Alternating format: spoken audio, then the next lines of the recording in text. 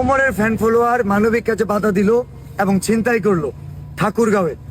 এটা রাজসাক্ষী, এখানে সবাই বিশেষ করে আসছিলাম চিকিৎসার খরচের জন্য, টাকা সংগ্রহের জন্য, ভাইরাল সাইমনের জন্য। সাইমনের বাবা আছে, ওমরের প্রসঙ্গটা আসছিল কিনা, বাধাটা কি ওমরের ফ্যান ফলোয়ার দিছে কিনা, যার চিন্তাই হয়েছে, কি চিন্তা হয়েছে বলেন ভাই। আমার হচ্ছে হলো, আমার কাছে একটা ব্যাগ ছিল আমার গাড়িতে, সেই ব্যাগের মধ্যে আমার ডাক্তারের কাগজপাতি, আমার ড্রাইভিং লাইসেন্স আর আমার কিছু টাকা 3000 টাকার মতো ছিল, আর আমার কাপড় চোপড় ছিল। সেই ব্যাগটাও আমার চিন্তাই করে নিছে ওমরের ফ্যান ফলোয়ার।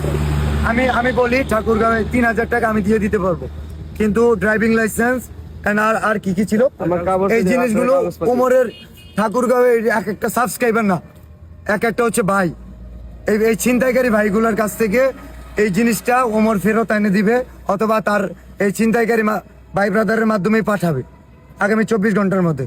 যদি না হয় এই উত্তরবঙ্গে ওমর বয়কট। উত্তরবঙ্গে আসলে এই ছিনতাইয়ের জিনিসগুলো গাইবান্ধা থেকে আসেন, গাইবান্ধার একটা মানুষের জিনিস ঠাকুরগাঁওয়ের একজন ছিনতাই করে ফেলে। এটা ফ্যান ফলোয়ার হচ্ছে ওমরের, কেমন ফ্যান ফলোয়ার হয়েছে সেটার জবাব দিতে হবে আগামী 24 ঘন্টায়।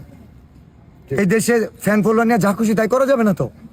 আমার ফ্যান ফলোয়ার আমি চিন্তাই করতে পারবো, মানবিক কাজে বাধা দিতে পারবো। দ্বিতীয় বিষয় হচ্ছে ওরা যদি ওখানে হট্টগোল না করতো, নাম্বার না, হট্টগোল না করলে আর আমরা এটা পৃষ্ঠার নাম্বার না, এটা পৃষ্ঠার নাম্বার না।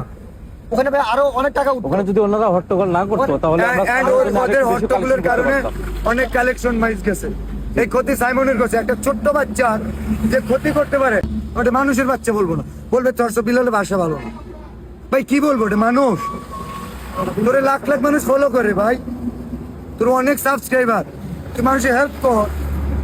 তুই বাচ্চা 1 টাকা দিছে ওমর, না 1 টাকা দিছে, আরো তো অনেকে ছিল ভাই, বাধা তো দেয় নাই। ভিডিও বানায় একটা কথা বলেন, কখন ভাই 5টা দিলে আমরা ঘুরলাম। কই জুয়েল ভাই তো বাধা দিল না, নাসা ভাই বাধা দিছে ভাই। আমার খারাপ জিনিস নিয়ে সমালোচনা করতেই পারো, যেটা ভালো লাগে না, ভালো কাজে বাধা দেওয়ার কি।